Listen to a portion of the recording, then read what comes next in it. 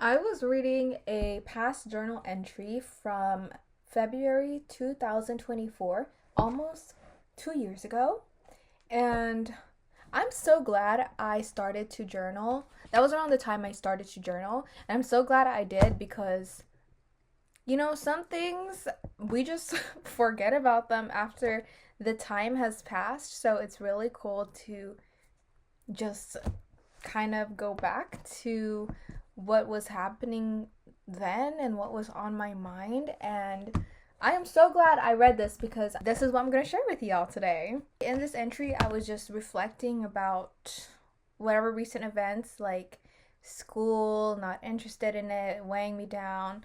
Please give me strength. Please let me be productive. And also just two pretty big events for me. Events, activities, experiences that really just expanded me into the person I am today. And sometimes it just really amazes me how, a past version of myself was able to step out of her comfort zone and do something scary. And it's nice to have reminders of what I am capable of and what I am really like. So, two experiences, they are both school related. Okay, let's start with the first one. So, I had a crush around this time. This was around winter 2024. It was my last semester of school. And okay, long story short of how I found this crush, of how I came to have this crush was I was taking an entrepreneurship class. And one of our first assignments was to partner up with someone we don't know and fall in love with them. So the class itself was called Sales Mindset for Entrepreneurs, and basically we had to sell ourselves to our partners so that they are going to fall in love with us. But the task was we had to fall in love with our partner. So we had to focus more on falling in love with our partner instead of selling yourself for them to fall in love with you. I thought it was a really dumb, stupid assignment. I was also pretty fresh out of a breakup, so I thought it was so stupid, and I got partnered with a guy. And I was like, ugh! I'm not gonna go super into all the details. It's a pretty long story, but I do have a Substack post on it, so you can go ahead and read that whole story if you want to on my Substack. My Substack is linked in the description. But long story short, after that assignment, I ended up forming a crush. I ended up developing a crush for the person that I had partnered with. And having that crush was actually the very thing that got me into journaling. Okay, so this was my first journal. I bought it off of Amazon because I was like, okay, let me just try this journaling thing out. It's dust flying. And I think this journal was sitting on my nightstand for weeks, maybe months, until I actually opened it and wrote in it. And the very first entry was me talking about how I just FaceTimed my best friend for the first time this new year. The purpose of this call was to tell him about my crush and how we met and stuff. But that crush is what started my journaling. And I actually have another Substack on that too, was how, a crush led me to journaling and to just exploring my inner world and expanding on that introspective level. That was a very big event for me tied to this story. However, that is not all. My crush for this guy kept growing, and I was like, why? So, I wrote down everything I could in my journal whenever I needed some reflection. And the why was very important for me to dissect. I think at the end it was a case of infatuation. With my growing crush, I had this very strong desire, or I just felt very I need to reach out to him. I need to connect with him. But I didn't want it to come off in the way of I have a crush on you, I want to get to know you. No. So I really sat and thought about our interaction and everything. And I was like, I'm gonna send this guy a letter.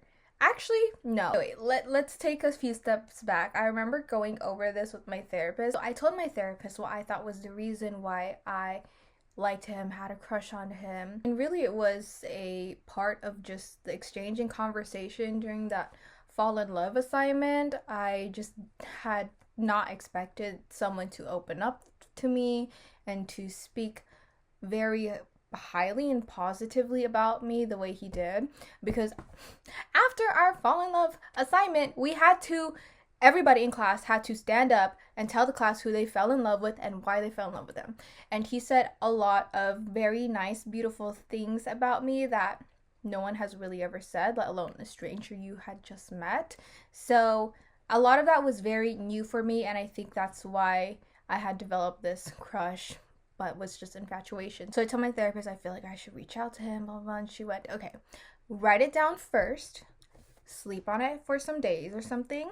And if you still feel very called to reach out, then you reach out. But first, put it on paper. So I did just that. I put it in this journal. I wrote down everything that I wrote down what I would say to him. And I told the universe, send me a sign, I should send this. And if you don't send me a sign, I'm going to do it anyway, because I just really felt that strong push to just reach out to him. What I ended up doing was whatever I had written in here, I typed it up, edited it, revised it, and it looked very boring on Word. So I was like, let me pizzazz this and put it on Canva. So I made him a letter on Canva. It wasn't like, oh, I have a crush on you, I would like to get to know you. It was just like, thank you for this conversation. Thank you for the things that you mentioned. Thank you for, trusting me with what you shared with me. Something like that. And just, our conversation, it really opened up like my relationship with myself. Thank you for that. Like, you are amazing. And I had never really done anything like that, at least not in a very long time. But I think not really with a stranger. Definitely not with a stranger. Like, in high school with my girlfriends, every now and then I would just tell them how much they mean to me. Thank you for this. I see you. I hear you. But for a stranger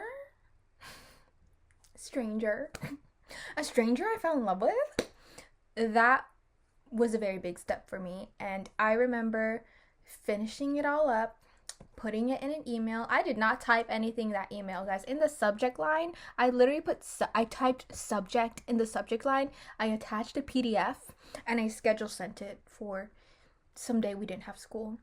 And and that day, around that date and time that it was scheduled to send, my friends and I went on a day trip down to San Diego. So I was like, great time to schedule send this, to send my mind off of it. But he did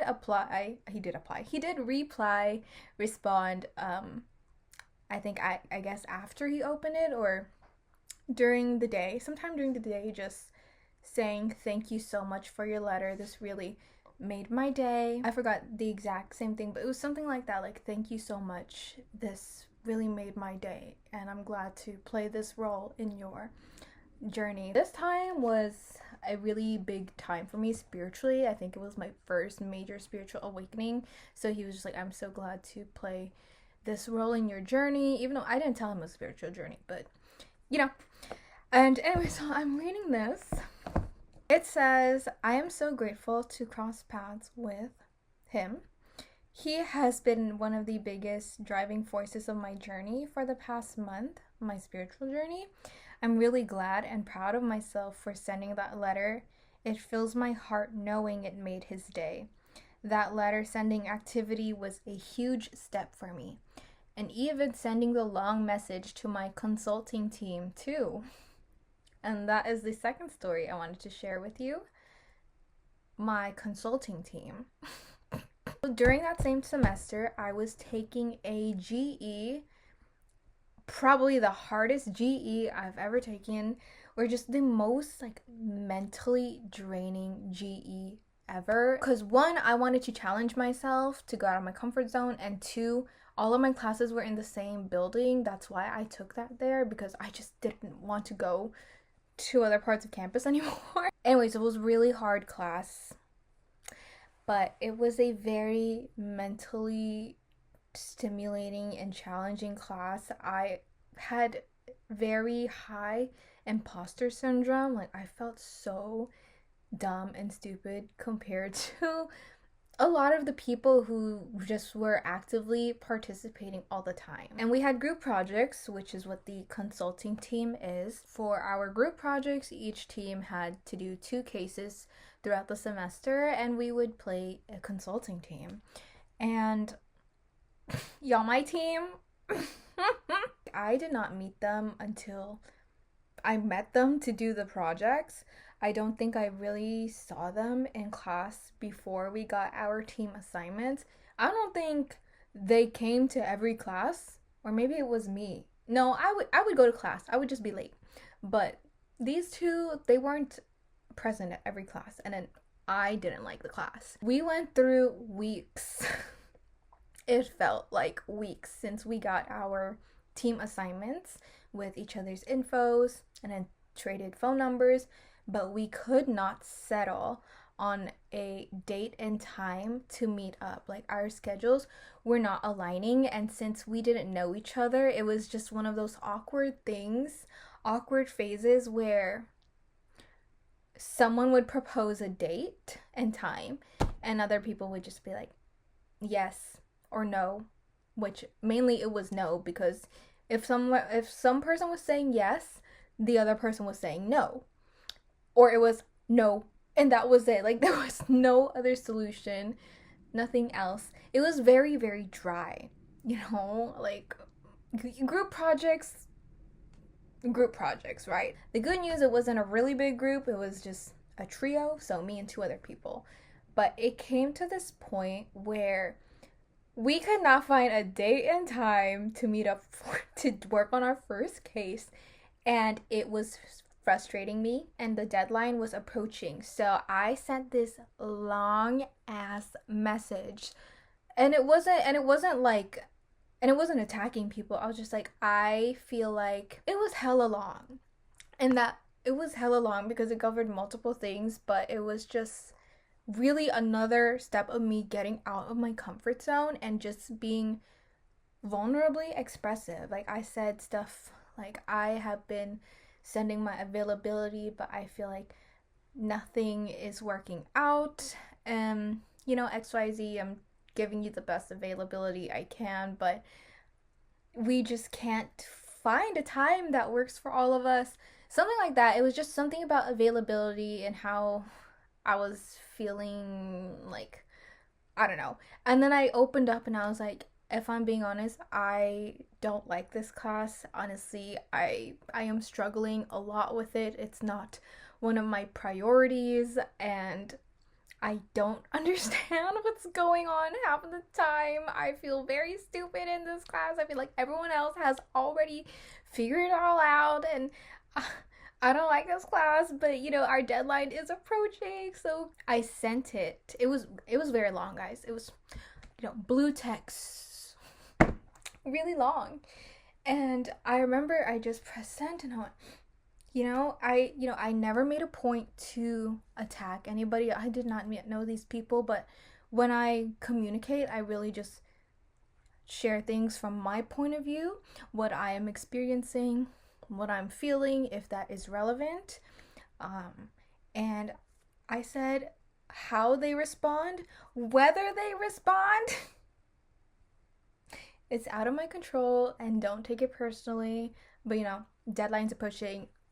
We need to do this. And I'm so glad I did that, because later someone else responded, thank you so much for saying this. Thank you for being open, because I have been feeling the same way about scheduling and stuff, and nothing seems to be working out, or maybe like, yes, I agree, we just need to all agree on a specific date and time to just meet up and set something up for this project. Yeah, and then the other person too, thank you so much for sharing. I agree, let's do this date, this time. And when we did all meet up, the tension had been cleared. There was no more tension, and they were kind of on the same page too. Like the class wasn't a priority, that the workload was so much, especially for GE, and yeah, like it's a very challenging class. I'm not the only one experiencing imposter syndrome, and from then on, every meeting we had regard for these two consulting reports, smooth. If there was conflict, if there was concern, clearly expressed, clearly communicated. We understand each other. We're here. We see each other. We understand each other, and probably one of the best group projects dynamics I've ever had. I mean, with only 3 people, there's could be less conflict, but just the fact that I put it onto text something, something so big, so scary, being honest, and it just cleared the air. And what do I have in here? I said, yeah, even the long message sent to my consulting team. I'm so glad I did those things. I live in a world, I am part of a generation that suppresses their feelings and emotions because the only safe place in I can't read my writing and this word and not feeling anything. Growing into adulthood, one of the things I guess I just really wasn't prepared for, but honestly I'm not that surprised about, is how emotionally constipated everybody is. And I used to be one of those people until these past 2 years, but especially this past year because I'm more conscious about it and really journaling a lot more, and just, everything that I have talked and shared about on this channel. But everybody, not everybody, but most people, a lot of people are just so emotionally constipated, and especially in my generation, Gen Z, where people would just, when it feels easier to let people go instead of letting people in, and just isolating yourself and being cold and detached and avoidant and nonchalant. That's a lot of what I wrote down in here. What else do I have in here? A world and generation that have to become cold and selfish to be strong to survive. I don't know what I meant by that. I think I'm missing some words in some parts because my mind is just a lot faster than my hand. A world and generation have to become cold and selfish to be strong to survive because they've been dismissed or taken advantage of or not taken seriously when they express their feelings. They've been hurt. But to be cold and selfish from fear. Because selfish from love is good, but selfish from fear, even if it is for survival, continues and spreads the cycle of pain, hurt, and suffering. This season has showed me the immense power of vulnerability. Power of vulnerability. Your vulnerability is expansive. Yes, it is uncomfortable, and yes, it is scary. But it is more fulfilling to say I gave my all and tried. I tried my best rather than wishing I should have said / done this, or I should have said this or that, when it is too late, and carrying extra weight throughout my life. Especially weight packaged from overthinking. Oh my god, I should have done this, should have done that, should have told them. When I look back, I want to say I gave my all and tried my best. Not damn, I wished and I should have. I gave my all and I tried my best. Everything I have control over, which is me, my thoughts, my actions, my reactions, responses, feelings, behavior, is just that. That is in my control. and how others, individuals, and parties react or respond is not in my control. We will align or we will not align.